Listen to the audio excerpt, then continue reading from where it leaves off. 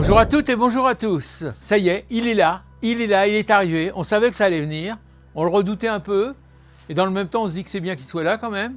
C'est l'hiver, il est là, et si maintenant on n'y prend pas soin, si on ne met pas de côté tous ceux qui craignent le gel, eh bien on risque d'avoir de la casse. Et donc, pour éviter ça, on va donc les rentrer dans un endroit plus restreint, à l'abri du gel. Moi, vous savez, j'ai un endroit où je peux les mettre. Là, je vais parler de mon citronnier déjà. Alors le citronnier, je vais le rentrer, mais comme j'ai pas une place, je vais quand même le tailler avant l'hiver, une petite coupe avant l'hivernage. Voilà, donc je vais couper raccourcir tout, avoir quelque chose de plus, il faut pas avoir peur en hauteur, hein, parce qu'il repartira de plus belle au printemps, mais c'est pas la peine parce que la plante va s'épuiser, elle va être quand même dans des conditions qui sont pas forcément des conditions idéales pour elle, mais elle sera à l'abri du gel et c'est déjà beaucoup. Donc vous voyez, je vais couper les pointes et on essaiera d'avoir un minimum d'encombrement. Mais on en aura quand même, hein. Donc là, on coupe, voilà. Voilà. Donc ce qu'on voudrait arriver à faire, c'est à avoir, vous voyez, la charpente est là, ne pas avoir plus d'envergure que ça, raboter. De toute façon, faire en sorte qu'elle aura moins de besoin, parce qu'elle va moins pousser cet hiver. Ce qu'on veut, c'est qu'elle s'hiverne et surtout qu'elle ne meure pas pendant l'hiver. Donc voilà, c'est ce qu'on avait à faire. Donc vous voyez, faire en sorte qu'on ait quelque chose d'à peu près cohérent. Et n'ayez pas peur de couper, parfois il faut couper, oui. Alors c'est toujours délicat de couper, on se dit toujours, oh là là, je suis en train de tout saboter. Non, non, vous sabotez rien du tout. C'est si vous laissez les branches sans rien faire, comme ça, et ben ma foi, ils vont dépérir, ils vont mourir de soif. Alors, justement par rapport à la soif, pensez à les arroser, hein. À peu près une fois par semaine, je ne sais pas la température qu'il va faire là où vous allez les mettre. Moi, ça sera hors gel, c'est tout, selon la terre évidemment, et moi il y aura un petit peu de chaleur, mais pas beaucoup. Donc je me dis qu'une fois par semaine, c'est ce que je fais habituellement, ça suffit. Alors qu'en saison, il ne faut pas hésiter à arroser, hein. Ça aime l'eau, hein, les citronniers, surtout quand ils sont en pot ou en conteneur comme celui-là, hein. Donc voilà ce qu'on va faire. On coupe, on aura bien diminué tout le système foliaire, là, il va être un peu raccourci, mais c'est ce qu'on voulait, hein. Voilà ce qui est fait. Alors certains utilisent des triangles comme ça, mettent un triangle comme ça qui suspendent et puis ils coupent autour. Mais je pense que c'est pas indispensable, hein. On a l'œil quand même pour voir ce qu'on peut faire. On va peut-être le garder comme un trophée, hein. C'est le dernier citron de la saison. Donc hop, ça y est, il est coupé. Donc voilà, il est là. Ceux qui sont là, eh ben ils sont là aussi. Et on y est. Voilà pour le citron. Alors je vous mets en garde, le citronnier, comme les agrumes en général, ont des épines.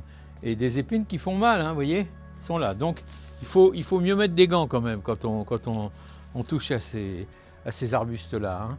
Donc c'est quand même mieux si vous avez des gants. Parce que vous pouvez avoir des épines, tenez, vous voyez, ici je vais vous montrer. Ouais, voilà, vous avez des épines comme ça, hein. Donc vous voyez, c'est pas très agréable quand on s'enfonce ça dans les doigts, hein. Donc voilà, donc vous pouvez voir un petit peu, j'ai quand même diminué pas mal le volume. Alors s'il y a des branches sèches, comme toujours, hein, il faut les retirer, ils ne servent à rien. C'est la bonne position, un petit coup, et on coupe quelques pointes ici ou là, mais on n'a pas besoin de couper davantage. Voilà, on l'a déjà bien rafraîchi notre ami là, hein. Donc il est bien là, il va être bien. Et voilà. Donc maintenant, eh ben, on va s'attaquer à ces petits copains. Ici, on a un autre, un petit orangé en pot, hein. C'est même un Citrus chinensis, c'est un peu la même sorte. Ici, il y a des branches un peu sèches. On ne va pas le tailler, on ne va pas le sabrer lui, hein, parce qu'il est jeune. Mais vous voyez, lui aussi, il nous fait quelques fruits. C'est la saison, vous allez me dire, hein, pour ça, mais nous, on n'est pas sous un climat où on peut les garder dehors, donc c'est pour ça qu'on les protège. Et qu'on les ressortira dès le début du printemps, dès que les gels seront plus à craindre. Donc on a ça. On a un olivier aussi, là, un petit olivier. Bon, lui, on fait une petite coupe de propreté, hein. C'est surtout, on coupe les branches qui se croisent à l'intérieur. On fait en sorte qu'il y ait suffisamment d'air qui circule à l'intérieur de l'arbuste, parce que c'est ça qui est important, hein. Mais pour le reste, ma foi, on n'a pas grand chose à faire, hein. Il est encore petit, notre petit olivier là. Mais c'est pareil, c'est un arbre qui est tellement plein de symboles, symbole de paix, Dieu sait si on en a besoin actuellement. Donc on y va avec notre olivier. Donc voilà. Et après je vais les emmener. Je vais les emmener avec vous voyez l'appareil qui est là, c'est un diable, hein, on appelle ça un diable. Et donc je vais pouvoir le prendre parce que c'est quand même relativement lourd. Même débarrassé de quelques branches, ça reste lourd. Donc voilà, donc on va mettre ça et puis on va pouvoir l'emmener là-bas. Voilà, donc le dipladénia qui lui nous a régalé tout l'été, il a fleuri en permanence. Mais là, ça y est, la fête est finie. Ou en tout cas, il a mérité d'un repos, d'un bon repos, et donc on va lui donner le repos. Ce ne sera pas le repos éternel, mais ce sera un repos quand même bien mérité. Voilà ce qu'on va dire. On ne va pas trop le couper parce qu'il n'a pas non plus coupé, mais un petit peu rafraîchi, c'est tout. Et ici, on a des...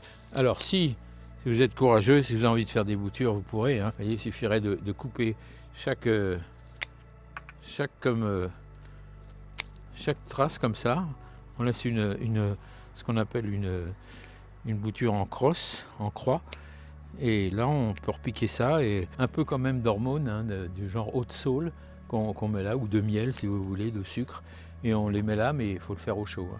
Et là, vous aurez des petits dipladénia pour l'année prochaine. Bon, en tout cas, voilà, là où on en est, on va faire ça et on va les rentrer pour les hiverner, pour les mettre bien au chaud et pour que l'an prochain, il soit encore plus beau.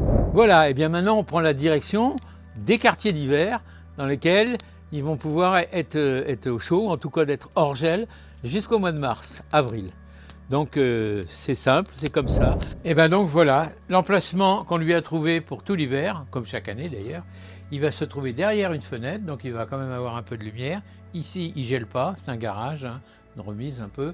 Et puis une fenêtre qu'on va pouvoir ouvrir si nécessaire, si jamais la température devait monter un peu trop.